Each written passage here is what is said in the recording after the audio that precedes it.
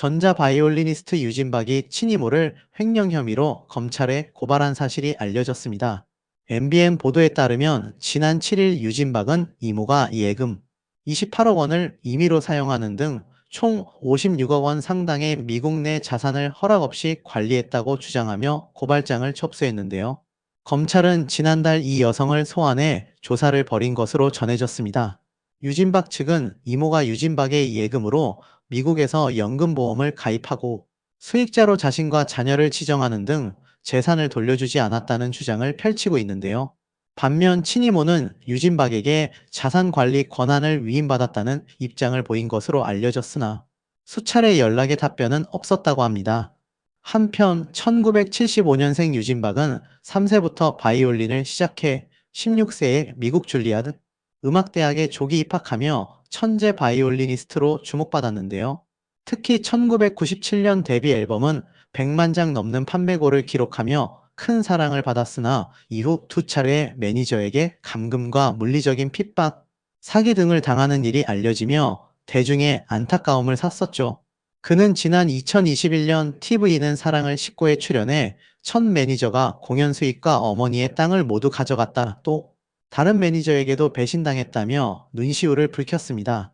정신질환을 앓고 있다는 사실도 뒤늦게 알려져 앞서 지난 2020년 법원은 유진박의 재산을 대신 관리할 후견인을 지정한 바 있었죠.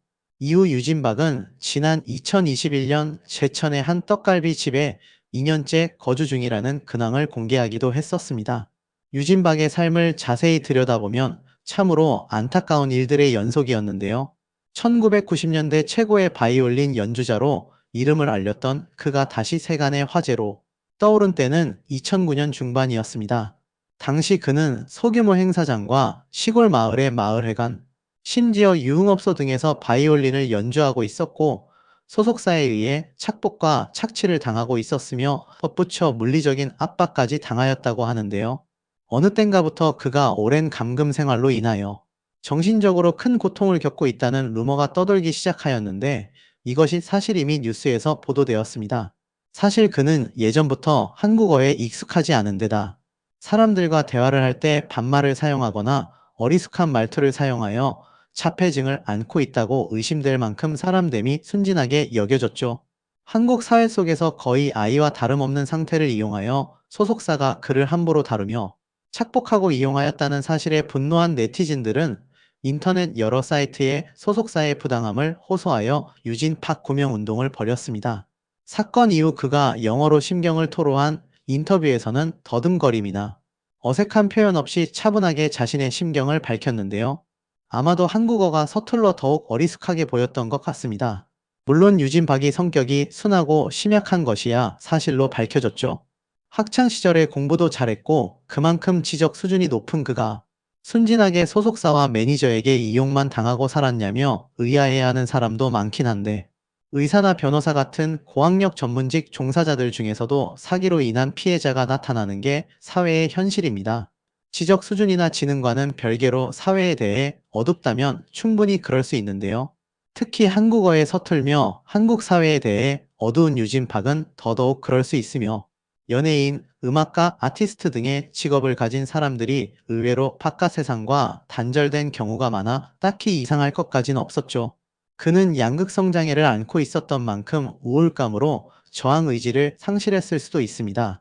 그 사건이 잊혀지기도 전에 그의 어머니인 이장주가 구설수에 올랐는데요. 어머니인 이장주는 당시에도 아들의 안위를 걱정하기보다는 계약금과 손해배상금에만 목을 맸다는 이야기와 무분별한 각종 행사에 집착했다는 이야기들이 인터넷에 논란이 되었었죠. 이는 사실과 달랐습니다. 그의 어머니는 3대 독자인 그를 특별히 아꼈고 주위의 도움 없이는 살아갈 수 없는 아들을 위해 자신이 떠나기 전에 유진, 박이 혼자서 살 수 있는 돈을 마련하게 하려고 노력했던 것으로 보이며 인간극장 헤이 유진에서 그가 자신의 어머니를 그리워하고 슬퍼하는 걸 보면 그저 의혹일 뿐이었죠. 2015년 어머니가 세상을 떠나면서 미국 뉴저지, 한국 제주도 등 부동산을 상속받았는데요. 그러나 이 상속 재산들 대부분은 다음 매니저 K씨가 헐값으로 매입하는 형식 등으로 사실상 갈취한 것으로 드러났습니다. 이는 양극성 장애, 한국어 사용에 미숙함 등 혼자서 생활하는데 다소 어려움을 겪고 있었던 그를 대신해 생전 어머니가 관리해 주던 수입과 자산을 어머니 사후 매니저 K씨가 일임하여 관리했기 때문으로 보이는데요. 실제로 그는 인터뷰를 통해 제주도의 부동산은 상속 사실 자체를 몰랐다고 증언했죠. 미숙한 그는 데뷔 때 알게 된 K씨를 그저 따랐지만 사실 어머니는 K씨와의 재계약을 반대했었다고 합니다. 그러나 어머니의 사후 K씨와의 재계약이 이뤄졌는데 K씨는 그의 재산을 가로채 탕진했다고 합니다. 양친을 잃은 그에게는 미국에 남아있는 이모 등이 가까운 친척이었고 처음에는 후견인으로 이모와 고모를 지정해 달라고 법원에 청구했지만 법원에서는 그의 사무처리 능력의 부족 등을 근거로 한정 후견인이 필요하다고 판단해 한국에 있지 않은 친척보다는 한국에 있는 한울정신건강복지재단을 후견인으로 선임했습니다. 가족 사이의 재산 분쟁 여부도 그 이유였죠. 원하던 결과가 아니라 다른 결과가 나오자 이모 측에서는 후견인 청구를 아예 취하해 버렸다고 합니다. 이로 인해 그에게는 후견인 선임 자체가 무산된 것이었죠. 취하의 배경에는 K씨도 있었다고 합니다. 결국 2019년 6월 그를 한국에 데뷔시켰지만 어머니의 반대로 재계약하지 않았다가 어머니의 사후 2015년부터 재계약을 맺고 활동해 온 매니저 K씨의 사기 행각이 드러나게 된 것입니다. 당시 방송 관계자는 유진박이 앵벌이를 한다는 믿을 수 없는 제보를 받았다고 하는데요. 제보자들은 지금 유진박에게 돈이 하나도 없다며 새로운 매니저 밑에서 노예 생활을 하고 있다고 제보했죠. 발신자는 유진박이 공연을 하고도 출연료를 한 푼도 받지 못하고 노예 같은 생활을 하고 있다고 폭로했다는데요. 유진박에게 사기 피해를 입힌 매니저에 대해 매니저 활동으로만 본다면 워낙 잘했다면서 평판도 좋았고 유진박 본인은 불편함이 없었다고 전했습니다. 유진박은 그런 매니저에게 의존했었는데요. 매니저가 내민 서류가 어떤 서류인지도 모른 채 사인을 할 정도였죠. 방송 관계자는 매니저가 유진박 명의로 사채를 썼고 상속 부동산과 재산을 임의로 처분했다. 유진박이 직접 한 것도 있고 대리로 한 것도 있다면서 유진박은 행정, 사무적인 것을 일체 모른다. 매니저가 필요하다고 하면 사인을 한 것이다. 유진박은 무슨 서류에 사인을 했는지도 몰랐다고 유진박의 피해 상황에 대해 이야기했습니다. 그는 유진박의 삶이 트루먼쇼의 현실 버전 같더라며 본인은 자신이 미디어에 어떻게 노출되는지도 모른다고 설명했는데요. 그는 또 유진박은 아무것도 모르니 잘 살고 있었다. 너의 세계는 가짜라고 알려줘야 하는데 굉장히 힘들었다고 덧붙였습니다. 이후 유진박이 매니저로부터 사기 피해를 입은 사실이 알려지자 이모는 다시 후견 개시를 신청했다고 합니다. 그러나 2019년 12월 유진박의 신상 후견인은 고인의 어머니, 지인이, 법률, 대리 후견인은 복지재단이 각각 선임됐죠.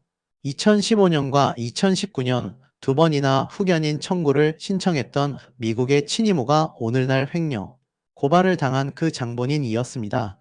검찰은 유진박의 이모를 한 차례 조사한 뒤 출국 금지 조치를 내렸으나 이모가 변호인을 선임하고 출석 의사를 밝힘에 따라 해당 조치는 해제된 것으로 알려졌는데요. 유진박 측은 이번 사건과 관련해 수년간 보호를 목적으로 함께했던 가까운 가족에게서 발생한 사안이라 충격이 크다며 사법 절차를 통해 철저히 진상을 규명할 예정이라고 밝혔습니다. 매번 자신이 믿고 있던 사람에게 배신을 당하고 있는 유진박의 안타까운 인생에 수많은 네티즌들이 걱정을 이어가고 있습니다. 하루빨리 사건이 해결되어 평온한 일상을 되찾길 바랍니다.